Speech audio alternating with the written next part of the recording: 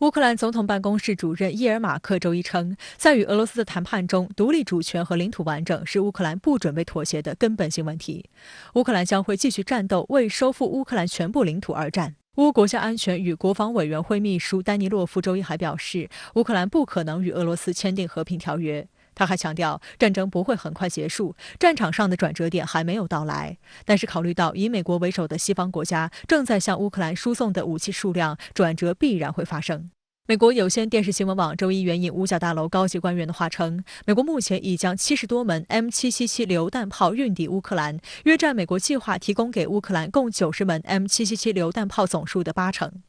此外，该官员还表示，截至目前已有200多名乌克兰军人接受了该榴弹炮的操作培训。本周预计还将有50名乌克兰军人抵达乌克兰以外的某个训练场进行操作培训。M777 榴弹炮具有重量轻、灵活性强、操作简单、反应迅速等特征，可以对敌方的有生力量进行较大面积的打击和摧毁。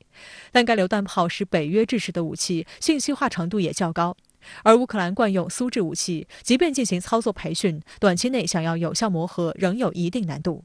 此外 ，M777 榴弹炮在战场的表现也离不开未来的后勤补给情况。在俄军目前不断破坏乌武装部队的后勤补给线和弹药库的情况下 ，M777 榴弹炮的弹药供应对于乌克兰方面来说也将是一大挑战。观察认为，重型火炮抵乌释放双重信号，不仅意味着美国对乌军事援助级别正在提高，还表明未来俄乌在乌东部的战局将进一步升级。根据美国此前开出的军援清单，除了 M777 榴弹炮之外，还包括14万发配套的155毫米弹药、10套反火炮雷达、2套空中侦察雷达、200辆 M113装甲阅兵车、100辆悍马军车和11架米17直升机。五角大楼发言人科比曾直言，这份全新的援助计划是为乌克兰在顿巴斯的战斗量身定制的。美防长奥斯汀也表示，俄乌下一阶段的战斗，远程火炮将被证明是决定性的。有分析指，以美国为首的西方国家不断提供重型远程火炮给乌克兰，将会重塑整场战争，加速俄乌双方战术上的转变。俄罗斯正改为以远程火炮打击，而乌克兰则与西方国家为未来的激烈的炮战做好准备。Unlike the fight that was in Kyiv, which was more of a maneuver fight, we've now gone into an attrition-based fight, which is basically artillery against artillery. And that's why it's so important that we've got all that equipment flowing to the Ukrainians, the 155mm howitzers, the MLRS, the drones that we've got. And it's also very important that we give them the intelligence behind that, where the Russian formations are. Because of that, I think you're going to see a lot of a stalemate. 重型的进攻性的武器都开始陆续的进入乌克兰，也就证明他们目标不仅是要把俄罗斯从乌克兰赶走，甚至是要对俄罗斯发起总攻，甚至还要搞垮俄罗斯。这个性质就已经完全不一样了。这样一个角度来讲，战争它就不再是我们所想象的一般意义上的代理人战争，那么它不知道什么时候结束了，那应该是个持久战。相关话题来连线特约评论员陈斌。陈先生您好。俄罗斯称无意快速结束战争，而乌克兰说将恢复领土完整。美西方则向乌克兰增加军援。那么您认为俄乌军事冲突还要持续多久？从目前的情况看呢，俄乌军事冲突将会持续下去。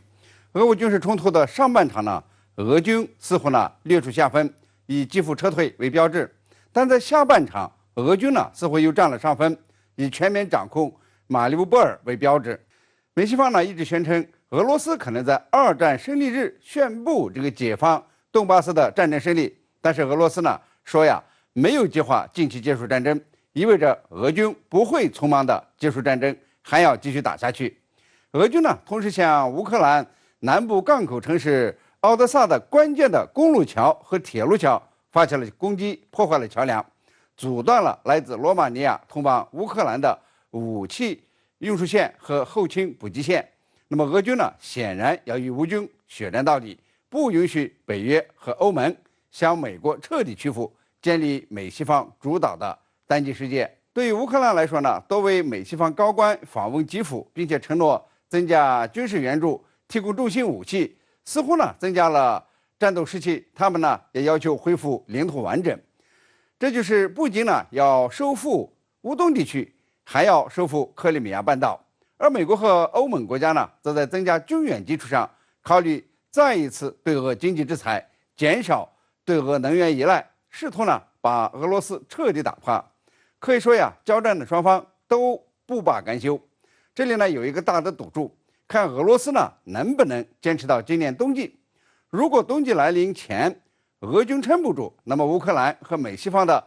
可能呢就会自我宣布胜利。如果俄军能撑到冬季，那么美欧将再度分裂。为了过冬呀，这个欧洲国家是一定呢要妥协的，要增加从这个俄罗斯进口天然气。这一妥协呢，也将打破40国反俄联盟。这美国呢恐怕是孤掌难鸣。所以说呀，这个俄乌军事冲突的关键看点呢，就看了这个冲突什么时候结束。今年冬季来临前后的战况呢，决定未来这个欧美关系，也决定这个欧洲的安全版图。